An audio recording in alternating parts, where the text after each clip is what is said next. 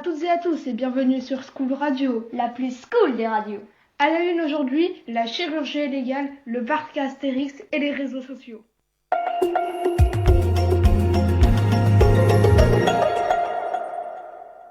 Depuis quelque temps, la chirurgie esthétique est devenue tendance dans la société. Problème, celle-ci représente un coût important. C'est pourquoi des personnes proposent de faire des injections à un prix moins élevé, une pratique illégale et dangereuse pour la santé.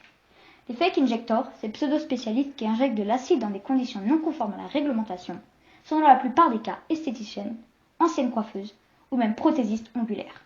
Elles pratiquent donc des injections de botox et d'acide hyaluronique dans aucune qualification médicale. Les injections se font parfois dans des arrière-cuisines, sans changement d'aiguille ni respect des normes d'hygiène de base.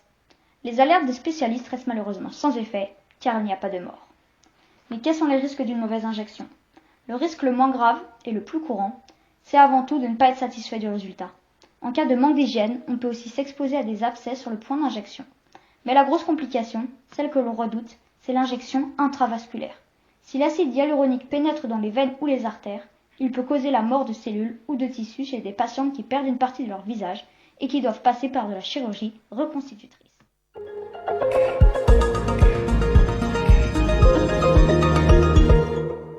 Après la chirurgie illégale, nous allons vous parler de Fast and Furious.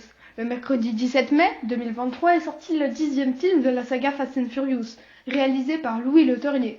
Il sera l'avant-dernier d'une longue série de films d'action très appréciés du grand public. 90% des personnes l'ont aimé selon Allociné. Il est cependant mal accueilli auprès des critiques cinématographiques avec une moyenne de 2,9 étoiles sur 5. Désolé pour les impatients, mais la deuxième partie Fast and Furious 11 ne sortira qu'en 2025.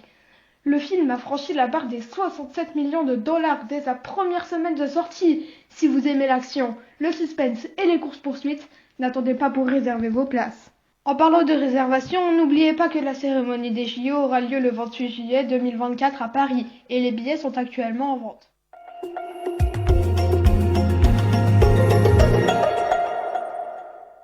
Je vais maintenant vous parler d'un des plus grands, d'un des plus célèbres parcs d'attractions de France. C'est bien sûr le parc Astérix. Ce parc situé à 50 minutes de Paris a ouvert sa nouvelle attraction phare, Toutatis. Elle a officiellement ouvert ses portes au public le 8 avril 2023. Ce grand vide fait fureur auprès des visiteurs. Il accueille en moyenne 1260 personnes par heure et entre 25 000 et 30 000 personnes par jour de pointe. Si cette attraction peut accueillir autant de visiteurs, c'est grâce au passage régulier, environ toutes les minutes, de trains d'une capacité de 20 personnes. D'après Combini, l'attraction compte 4 records. Une pointe à 110 km/h, c'est un second record en France. 23 airtime, c'est-à-dire le moment où les passagers décollent de leur siège. C'est le deuxième record mondial. Cette accélération va jusqu'à 51 mètres de hauteur, ce qui est le plus haut sommet pour une attraction en France. D'après Androland, elle fait 1,3 km pour 2 minutes d'attraction. Amateurs de sensations fortes, accrochez vos ceintures et rendez-vous cet été chez nos amis gaulois pour découvrir cette nouvelle attraction.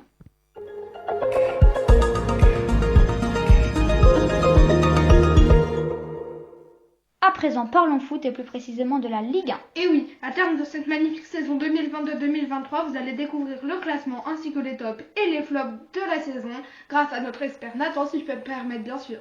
Oui, merci Naïm. Oh, expert, je sais pas, mais je m'y connais en foot, ça c'est sûr. Bon, en première position, le Paris Saint-Germain qui fait une saison assez décevante, sûrement due à l'absence de Neymar à la fin du championnat. Paris termine donc cette saison avec seulement 85 points, mais garde sa place de champion de France. À la seconde place, on retrouve Lens qui fait une saison plus qu'excellente avec 84 points, soit seulement un point de moins que le PSG. Lens et Paris iront en Ligue des Champions la saison prochaine. Marseille et Rennes finissent 3e et 4e et sont donc qualifiés pour la Ligue Europa. Lille 5e filera en Ligue Europa Conférence. Monaco 6e et Lyon 7e n'ont malheureusement pas leur ticket européen. On espère les retrouver en forme la saison prochaine. À la 8e place, nous retrouvons Clermont qui fait une belle saison et finit avec de bons résultats. Nice finit 9e après une saison assez moyenne.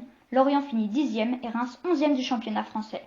Montpellier et Toulouse finissent 11e et 12e et Brest 13e.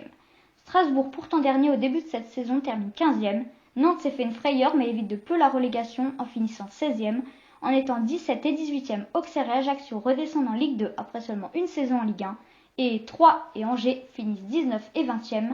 Descendront aussi en Ligue 2 alors que le Havre et Metz retrouveront la Ligue 1 la saison prochaine. Voilà, c'est tout pour la Ligue 1. Maintenant, parlons de la Ligue des Champions.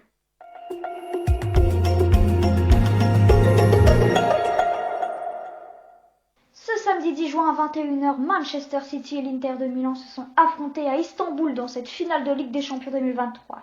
À l'issue de ce match, Manchester s'est imposé 1-0 face à Milan grâce à un super but de Rodri à la 68e minute. Manchester City remporte enfin sa première Ligue des Champions entraînée par Pep Guardiola, un des meilleurs entraîneurs all-time. C'est la 3e Ligue des Champions que remporte Guardiola ce soir.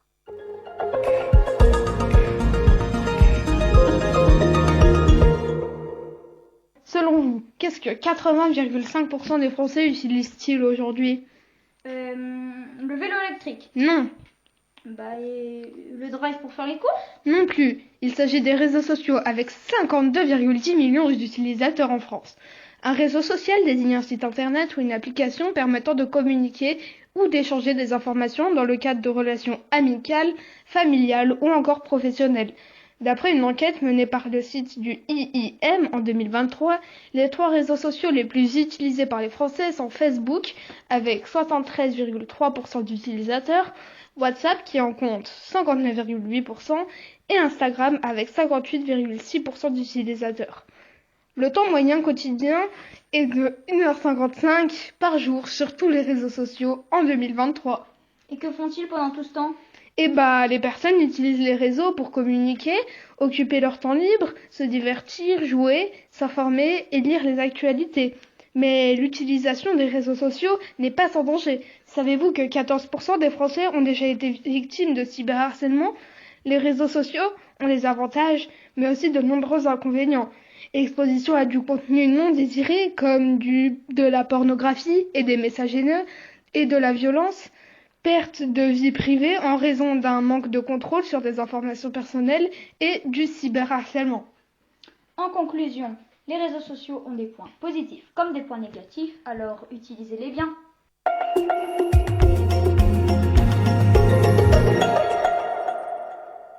Pour finir ce journal, nous avons fait une étude sur que pensent les gens de la musique de la nouvelle génération, que pensent-ils des réseaux sociaux ou encore de l'inflation. Reportage de Louisa Migdad, Maxime Pigeon, Nathan David et Nathan Masson.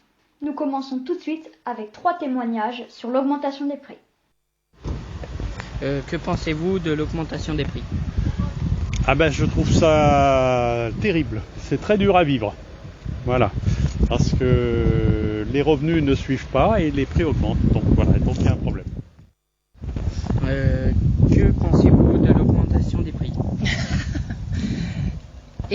Ça augmente beaucoup. Après, je peux parler des heures, mais je pense pas que ça soit l'intérêt. On est tous malheureusement sujets à ces augmentations et on ne peut rien y faire. Donc on est obligé de payer à la fin. Voilà. Alors, que pensez-vous de l'augmentation des prix? Que ça pose un problème parce que les salaires n'augmentent pas autant que les prix, ce qui fait qu'on perd du pouvoir d'achat et c'est de plus en plus difficile de faire ses courses. Nous avons ensuite 3 autres témoignages sur les réseaux sociaux. Avez-vous des réseaux sociaux et qu'en pensez-vous? J'utilise très peu les réseaux sociaux parce que je pars du principe que ma vie privée reste privée. Donc j'utilise peu les réseaux sociaux pour cette raison-là. Et puis c'est aussi un moyen de donner mes données à des gens auxquels j'ai pas envie forcément de les donner. Avez-vous des réseaux sociaux et qu'en pensez-vous? Des réseaux sociaux? Oui. Oui. Mais je me méfie beaucoup de ce qui se dit et se raconte sur les réseaux sociaux. Voilà. Après, il y a du bon et du moins bon dessus. Il faut toujours se méfier. Avez-vous des réseaux sociaux et qu'en pensez-vous? Oui, j'en ai un petit peu. J'ai surtout Facebook et Insta. Je m'en sers pas plus que ça. Parce que c'est pas trop ma génération. Je pense que vous, oui, je pense que ça vous sert, mais donc voilà, non, les réseaux sociaux, c'est pas trop mon truc. Et pour finir, nous avons 2 témoignages de personnes au-dessus de la cinquantaine, si je peux me permettre, qui vont nous donner leur avis sur la musique de la nouvelle génération, avec un monsieur qui va interrompre sa femme pendant son témoignage, et je vous le dis, on est entre nous, mais ça nous a bien fait rire, vous allez voir. Que pensez-vous de la musique de la nouvelle génération? Oh, il y en a qui est bien de la musique de la nouvelle génération, tout comme les anciennes. Pour le rap. Hein? Oh, le rap. Bah le rap, mais c'est autre chose, il n'y a pas que ça. Que pensez-vous de la musique de la nouvelle génération? J'aime pas trop. Et je ne la comprends pas bien. C'est ça le problème. Je suis pas habituée. Voilà.